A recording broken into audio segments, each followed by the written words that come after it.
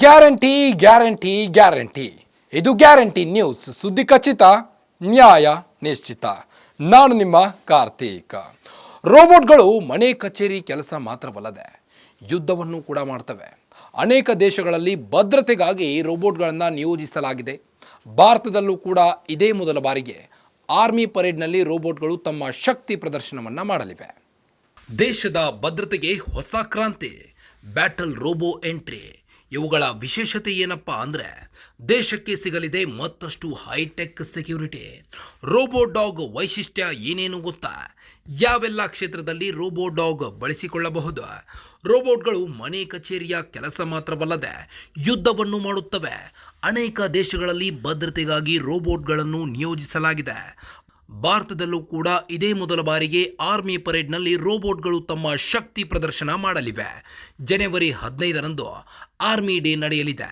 ಈ ಸೇನಾ ದಿನಾಚರಣೆಯಲ್ಲಿ ಭಾರತೀಯ ಸೇನೆಯು ಮಿಲಿಟರಿ ತಂತ್ರಜ್ಞಾನದಲ್ಲಿರುವ ಎಲ್ಲ ಪ್ರಗತಿಗಳನ್ನು ಪ್ರದರ್ಶನ ಮಾಡಲಿವೆ.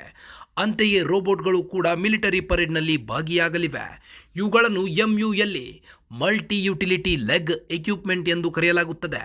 ಸದ್ಯ ಭಾರತೀಯ ಸೇನೆಯ ದಕ್ಷಿಣ ಕಮಾಂಡ್ ಪುಣೆಯ ಮೈದಾನದಲ್ಲಿ ರೋಬೋಟ್ಗಳ ತಾಲೀಮು ನಡೆಸಿದೆ.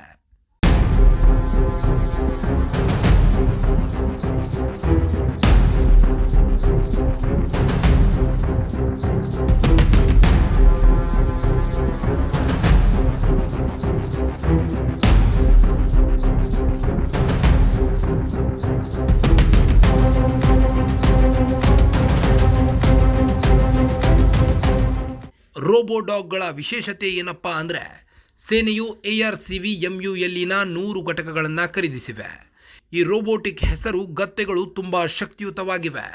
ಇವುಗಳನ್ನು ರೋಬೋ ಡಾಗ್ ಅಂತಲೂ ಕರೆಯಲಾಗುತ್ತದೆ.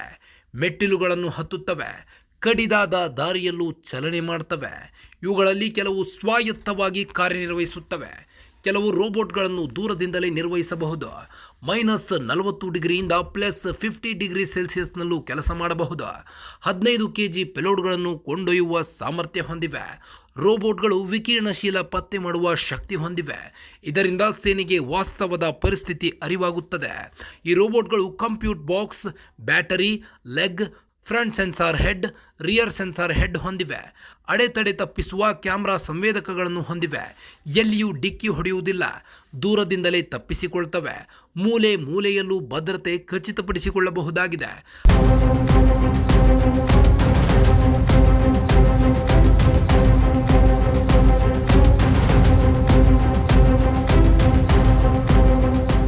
ಅಂದಾಗೆ ಈ ರೋಬೋಟ್ಗಳನ್ನು ದೆಹಲಿ ಮೂಲದ ಏರೋಮಾರ್ಕ್ ಕಂಪನಿ ಸಿದ್ಧಪಡಿಸಿದೆ. ಈ ರೋಬೋಟ್ಗಳ ತೂಕ 50 kg ಆಗಿದ್ದು NVI DIA ಗ್ರಾಫಿಕ್ಸ್ ಕಾರ್ಡ್ಗಳನ್ನು ಹೊಂದಿವೆ. ಒಮ್ಮೆ ಚಾರ್ಜ್ ಮಾಡಿದ್ರೆ ಸುಮಾರು 20 ಗಂಟೆಗಳ ಕಾಲ ಕಾರ್ಯನಿರ್ವಹಿಸುತ್ತವೆ. ಭದ್ರತೆ, ವಿಕಿರಣಶಾಸ್ತ್ರ, ಪರಮಾಣು ಜೈವಿಕ ಸ್ಫೋಟ ಹಾಗೂ ಗುಪ್ತಚರ ಕಣ್ಗಾವಲಾಗಿ ಬಳಸಿಕೊಳ್ಳಲಾಗುತ್ತದೆ.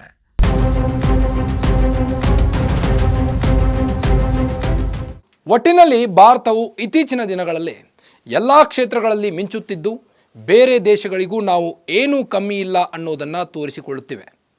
ಅನೇಕ ದೇಶಗಳಲ್ಲಿ ಭದ್ರತೆಗಾಗಿ ರೋಬೋಟ್ಗಳನ್ನು ನಿಯೋಜಿಸಲಾಗಿದೆ.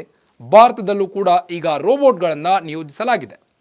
ಇದೇ ಮೊದಲ ಬಾರಿಗೆ ರೋಬೋಟ್ ಡಾಗ್ಗಳನ್ನು ಆರ್ಮಿ ಪರೇಡ್ನಲ್ಲಿ ಪ್ರದರ್ಶನಕ್ಕೆ ಇಡಲಾಗಿದೆ.